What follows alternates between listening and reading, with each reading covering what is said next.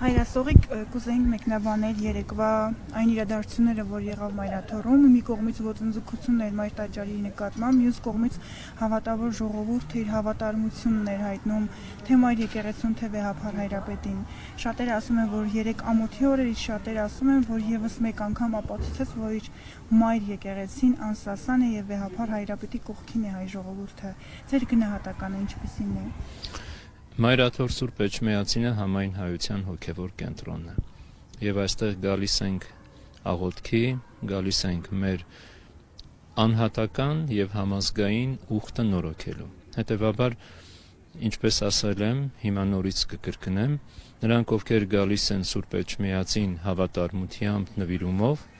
աստվածային օրհնությամբ հեռանում են։ Նրանք ովքեր գալիս են կանոնազանցությամբ, ովքեր գալիս են երկբառակությամբ, ովքեր գալիս են ամբարշտությամբ, գլխիկոր եւ ամոթահար այստեղից կհեռանան։ 3 մեր հավատավոր ժողովուրդը, որ եկել էր ուխտի Սուրբ Էջմիածին, եկել էր իր աղոթքը մատուցելու Սուրբ Էջմիածնի Մայր տաճարում, եկել էր որպես գիտակից հայ քրիստոնյա իր վերաբերմունքը, իր նվիրումը արտահայտելու եկեղեցական կարգ ու կանոնին, իրենք պատվով, արժանապատվությամբ եւ բարձր գիտակցությամբ, որպես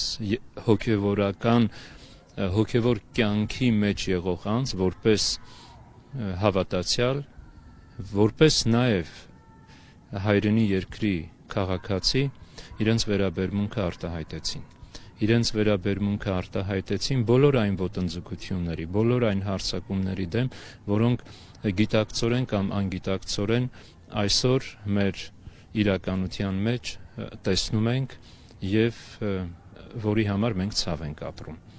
Բնականաբար այլ կերպ լինել չի կարող, որովհետեւ աշխարհասփյուր հայությունը ունի ինքնագիտակցություն, աշխարհասփյուր հայությունը ինչպես դարեր շարունակ, այսօր էլ եւ հավիտյանս հաստատ եւ կապված է մնալու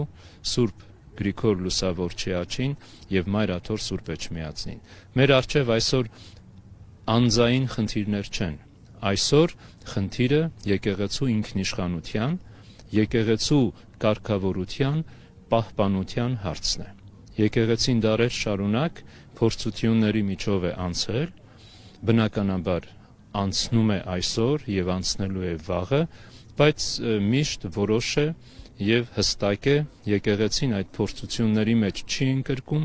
եկեղեցին այդ փորձություններից չի սասանվում։ Ընդհակառակը, ինչպես Սուրբ Ավետարանն է վկայում, եկեղեցին այդ փորձությունների մեջ ել առավել զորացած դուրս է գալիս։ Եվ ամենակարևորը այս իրականության մեջ եկեղեցին միշտ գործել է հանուն պետության, հանուն պետականության, հանուն հայրենիքի պաշտպանության ու անվտանգության։ Որևէ ժամանակաշրջանում, պատմական որևէ շրջափուլում որևիցե մեկը չի կարող մատնանշել այնպիսի մի գործողություն, որ եկեղեցին, ազգային եկեղեցին թույլ է տվել իր պետության, իր պետականության հանդեպ։ Ընդհակառակը, պետության բացակայության ժամանակ եկեղեցին որպես պետականությունը կրող ազգային ինստիտուտ, հաստատություն,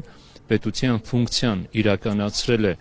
փառահեղ կերպով եւ ինչի արդյունքում մենք ունենք այսօրվա փոքրիկ Հայաստանը։ Այդ եկեղեցու շնորհն է, այդ հայոց հայրապետների իմաստության, հեռատեսության, դիվանագիտության շնորհն է։ Եվ այսօր էլ մենք ունենք այդպիսի մեծ հայրապետ, իմաստուն հայրապետ, ով միայն իր անձը չէ, որ ներկայացնում է, այլ ինչպես ասել եմ եւ կասեմ, նա իր անձով ներկայացնում է հայոց եկեղեցու 131 նախորդ հայրապետներին։ Եվ այն ահռելի պատասխանատվությունը, որ իջել է նրա ուսերին իր ընտրությամբ եւ իր օծումով, եւ այն սուրբ երդման, որ ինքը տվել է Սուրբ Էջմիածնի Մայր տաճարում, այդ անձը այլ կերպ չի կարող վարվել, եթե ոչ այնպես, ինչպես որ մենք իրեն տեսնում ենք։ Հայոց հայրապետը անսասան է, հայոց հայրապետը եռանդով լի է, հայոց հայրապետը հանձնառու է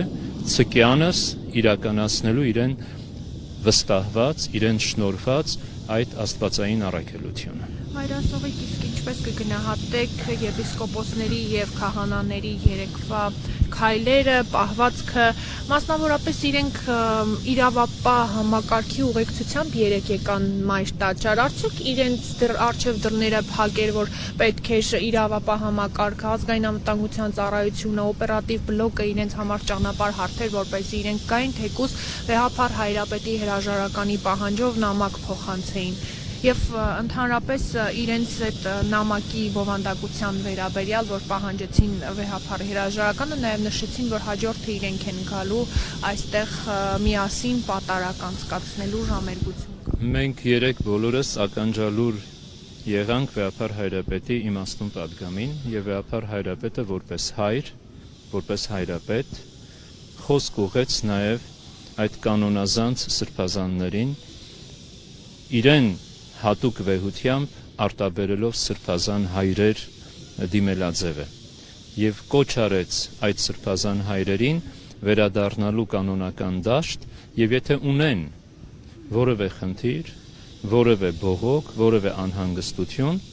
իրենք շատ լավ գիտեն եկեղեցու ժողովական կառույցներն ու հնարավորությունները այդ հարթակներում ներկայացնել։ Եվ եթե իրենք խնդիրներ ունեին, կարող էին ներկայացնել անցնող 26 տարիների ընթացքին։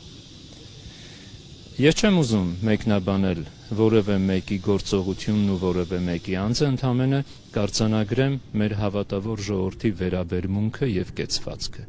Այդ ամեն ինչ հստակ ասած, ով է եւ ով ինչու էր եկել Մայրաթոր Սուրբ Էջմիածին։ Եվ միայն մի բան կարող եմ հավելել, սա իմ անձի կողմից, նա որ ճաշակել է Սուրբ Էջմիածնի հացը, նա որ խմել է Սուրբ Էջմիածնի ջուրը,